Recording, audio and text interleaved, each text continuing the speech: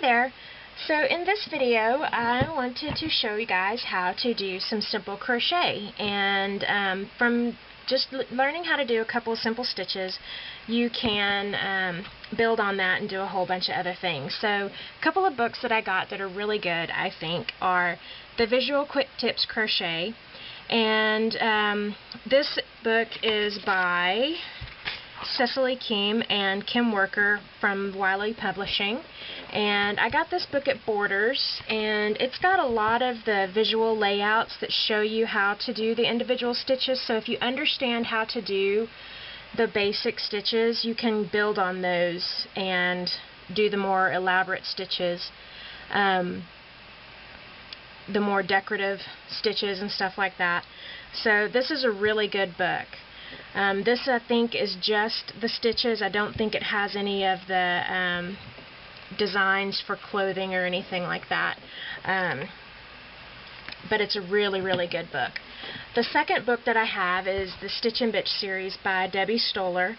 A lot of her books are for knitting, but she has a crochet series called The Happy Hooker, and she has a lot of the visual layouts for the stitches. So about half of this book is how to do the individual stitches, and the other half of the book is patterns for the clothing, so like the hats and tops and sweaters and stuff like that. So this is also a really good book, and I think I also got this one at Borders, but I'm not sure. So you can find these online, obviously, or just hunt around at the bookstores.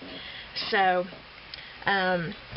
aside from that, in order to get started crocheting, obviously you're going to need some yarn. So I just happen to have a basic pink yarn. I made a scarf for my niece a couple of years ago, and so I had a little bit of pink yarn left over, and this is a good yarn to get started with because it's a real tight weave, or a tight yarn spin, so it doesn't have a lot of fibers hanging off of it, so it's really easy to get started crocheting with this. So other things that you're going to need to get started with are tapestry needles. So you're going to need these. They have the really big eye in the needle. You'll need these to finish off your ends so that you can thread it in and weave it back into your piece when you have loose ends, and a pair of scissors, and obviously crochet hook. Anything else that you have in your kit's just going to be extra, depending on what kind of things you're working on. I have a tape measure that I use if I'm measuring, if I want a scarf or something that I want it to be 10 inches wide or something like that. I also have stitch markers, so if I'm working in the round, so like maybe if I'm crocheting a hat or something, I'm working in the round, I need to make sure that I get back to my starting point when I skip to the next level on my piece. So I just put one of these in my starting stitch so that I know when I get back to that stitch, then I can jump to the next level. It's really kind of hard to tell when you're working in the round where you start at. Okay, here I've got several of my crochet hooks laid out, and you can see they come in all different sizes. So obviously you're going to use these for different sizes of yarn. So if you've got a really, really thick yarn, you're going to use a hook this size. If you've got a really small yarn, they're actually threads, crochet threads, you would use a very small hook like this. Or if you want a different texture to your yarn or your crocheted piece, you could use a different size needle than what's specified. Typically on the package wrapper that comes on your yarn, it's going to specify the preferred hook size for that yarn, and if you want a tighter knit you would use a smaller hook, or if you want a looser knit, something a little more lacy or flowy, you would use a larger hook. I usually like to use a larger hook just because it goes faster, and I typically like a looser feel to my what I'm working on. That's just what I prefer. So there's generally two types of hook ends. Everything else basically below the hook part is just aesthetics. The handles larger handle is just going to be more comfortable to use if you crochet a lot in one sitting. So they've got these thick bamboo handles. You can get these cushions to go on the smaller ones like this. Now I have noticed that on these kinds that have a point on them, when I'm crocheting, it hits my hand right here and it'll rub my hand, kind of rub a raw spot on my hand. So I've gotten these little rubber bumpers that go on there, and it helps to not rub my hand raw. So it just depends on what you think you're going to need. I do really like these ones with the bamboo on the end, and it just depends on what you want to spend on it. None of this stuff really costs a lot. A lot of stores have sales and stuff that you can get them. But now for the hook end. I like to use, if I can find them, they don't always have both kinds of hook ends in all the sizes. So you can see, if you take this hook here, you can see it's got a flat shank right here, and this one, let's see if I can find a larger, here we go. This one kind of curves in and it sticks out from the shank a little bit more, and this one's more in line with the shank head.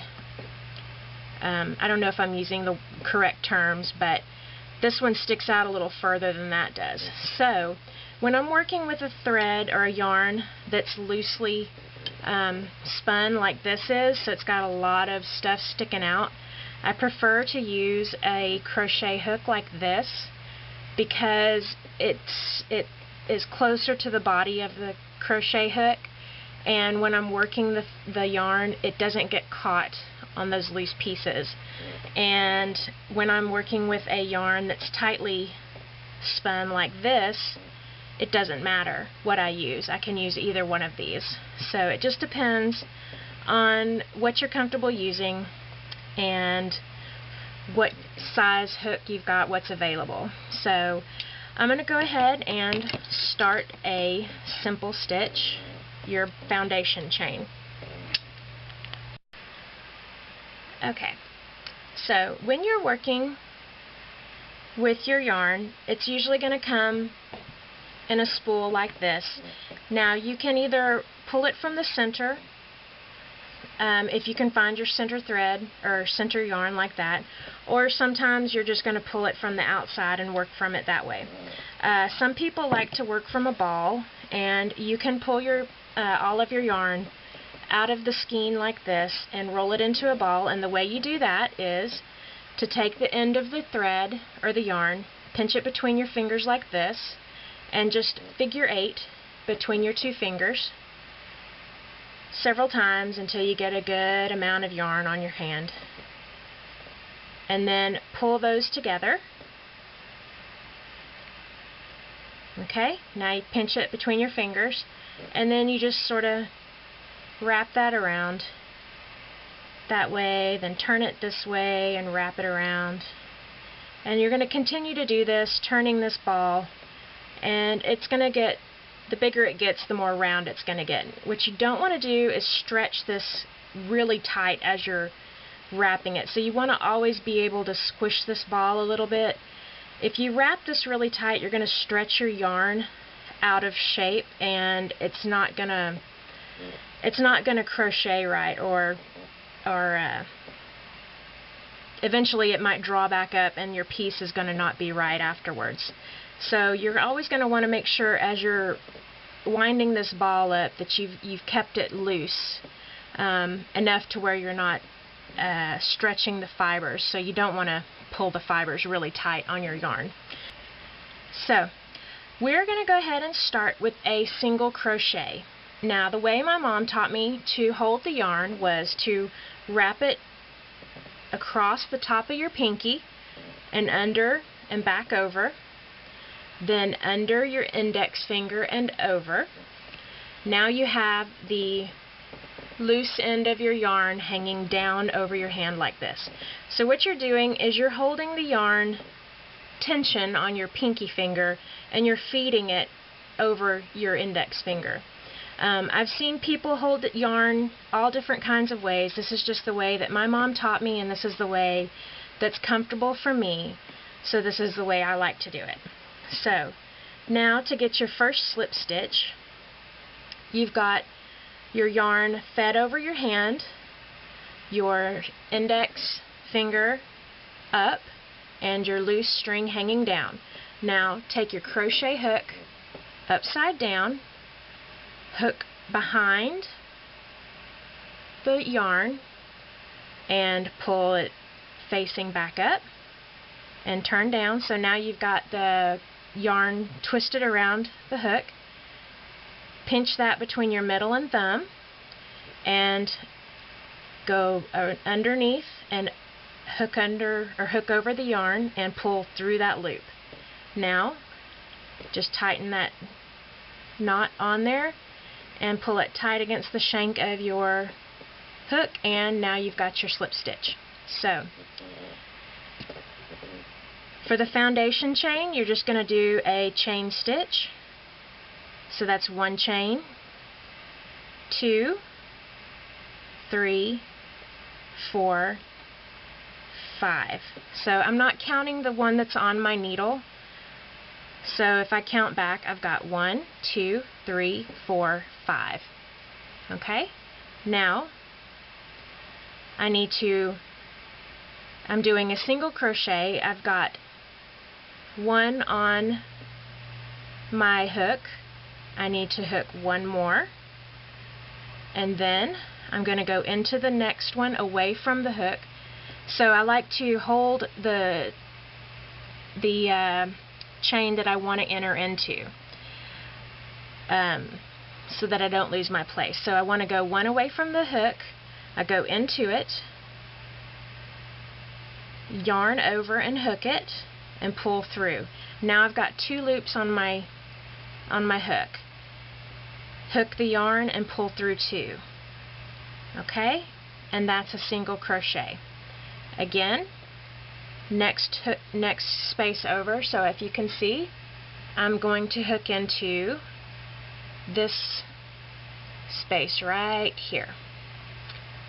Pull a hook and loop it and pull through 2 loops. That's the second single crochet.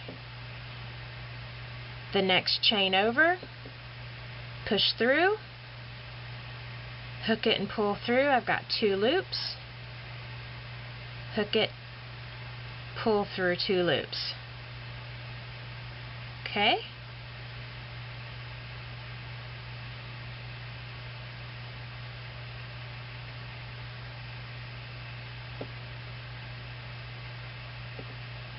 Alright, so now I'm at the end of my row.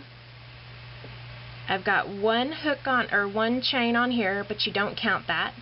I'm doing a single crochet, so I need to pull 1 more loop. Okay?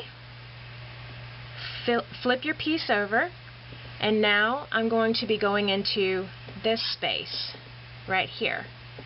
So I'm actually going to go through the 2 loops that I just made on top. So go through, hook, pull through. I've got 2 spaces, or 2 hooks.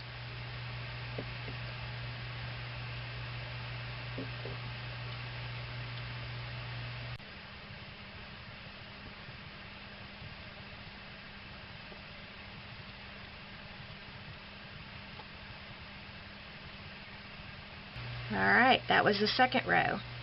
Now, hook again, flip it over, go through,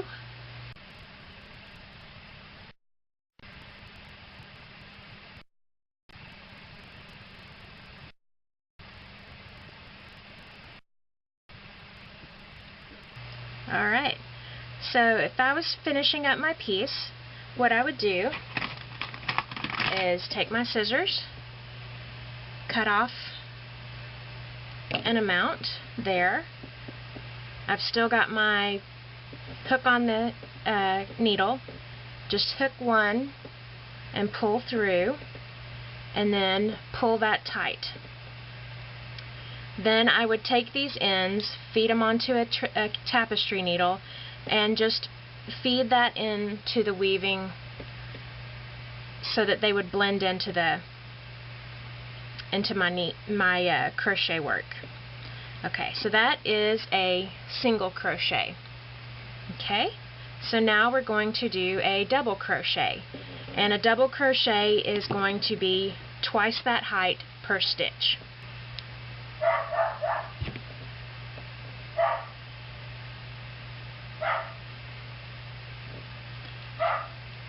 One, two, 3, 4, 5. Now when you're doing this, you want to make sure that you don't pull too tight. You want to make sure that your stitches are nice and even, not too loose and not too tight. You don't want to pull this too tight on the shank of your needle. You want to be able to move the needle nice and smooth through the knot or through the loop on your hook. Otherwise your work is going to curl up. So that's a common mistake, is to pull too tight on your work. So I've got 1, 2, 3, 4, 5. So I'm going to go back into this hook right here. So I've got 1 loop on my needle. So I'm doing a double crochet. I need to do 2 more. 1, 2. Now I need to hook over 1, go back into my 2 away from the needle, so 1, 2, that's the 5th one that I had marked with my finger a while ago. Go back into there. Alright, hook again and pull out. So now I have 3 loops on my needle. Now hook over and pull in through 2 loops, and you've got 2 on. Hook again and pull through the other 2 loops. That was a double crochet. Okay? So hook over, or yarn over, I think is what that's called, through the next loop, yarn over, pull through, yarn over and pull through 2 loops, yarn over and pull through 2 loops. That's your second double crochet. Yarn over, go in, yarn over, pull out, yarn over, pull through 2, yarn over, pull through 2. Okay?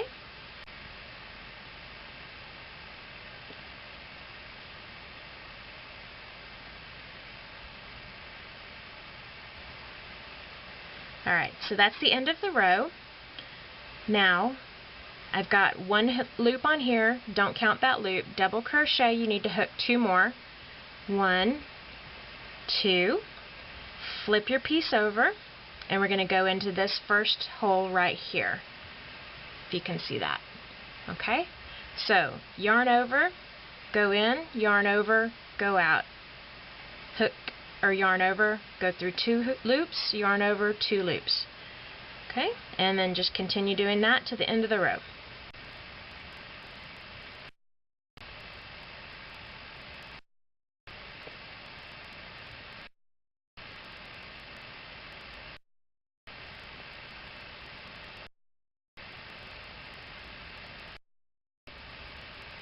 Alright, and that is 3 rows of a double crochet. So you can see it's a little more open than the single crochet. That was 3 rows of a single crochet compared to, was that 3 rows? 1, 2, 3. That was 4 rows of a single crochet. 1, 2, 3, I think. I don't know. That's 3 rows of a single crochet or a double crochet, single crochet. Now we're going to do a triple crochet, so it's going to be even taller than that per stitch. So same thing, load up your hand, start your slip stitch, pull through, tighten up your knot. Okay, now do your chain stitch.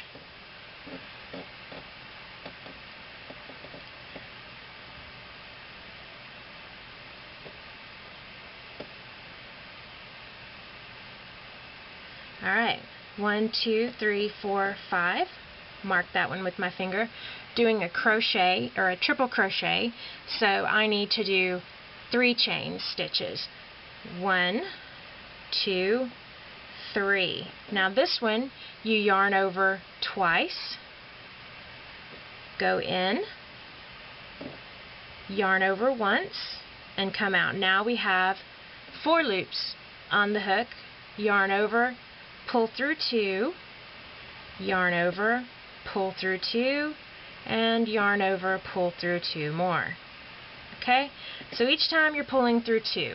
So yarn over 2 times, go in to the next stitch, yarn over, pull back, yarn over, pull through 2, yarn over, pull through 2, yarn over, pull through 2. Okay.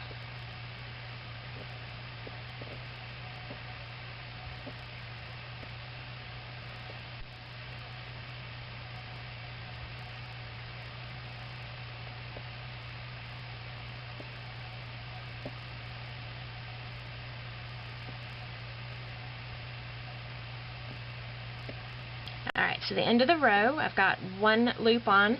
I need to chain 3. 1, 2, 3, flip over, work from this first hole here.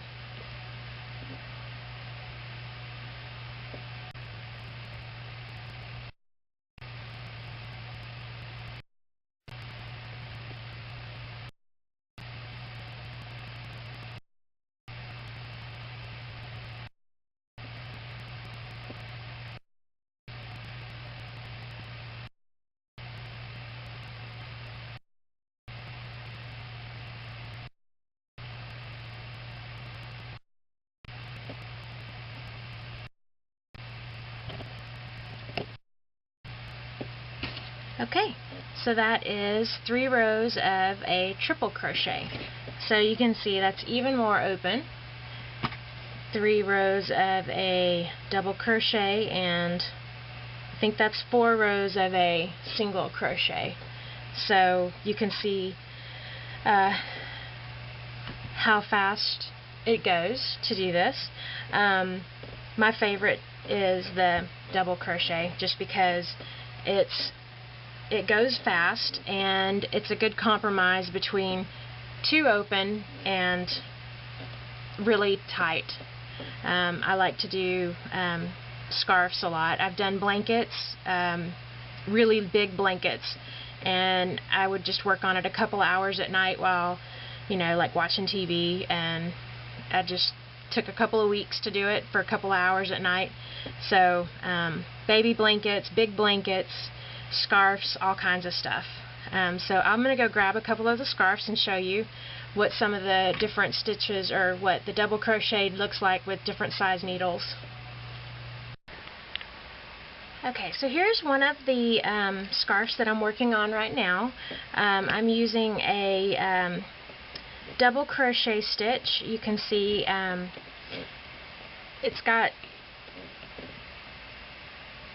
of holey. But not too much. It'll be good for a winter scarf, and it's going to be pretty long. Now, when I bought the yarn, it specified a 6.5 millimeter hook, which is this size hook right here. I am using a 10 millimeter hook, this size right here. So it's going to make this a more loosely woven or loosely crocheted scarf. And another one that I'm working on is done with this type of yarn right here. It's a really fine thread with this fringe off of it, and it specifies also a 6.5 millimeter hook, but I'm actually using a 11.5 millimeter hook on this, and this gives a really open weave to it, because I started using the right size hook with this, but I had a really hard time finding the stitches with this. I like how it's turning out. It looks really cool, but it was really hard to stitch with this. So sometimes you might find something that looks really cool in the store, but it's really hard to work with. It may be easier to use with knitting or something like that. I don't know, since I don't know how to knit. But so I just adjusted the needle size so it was easier for me to do. So, but again, it also gives a really loose weave to it, and this would probably be more appropriate for something in the fall or spring, just as an accessory type scarf. So it's just a lot of fun, something to keep you busy when you don't have anything else going on. So anyway, I hope you enjoyed the video, and if you do any projects with anything you learned from me, just let me know and send me a picture. Bye!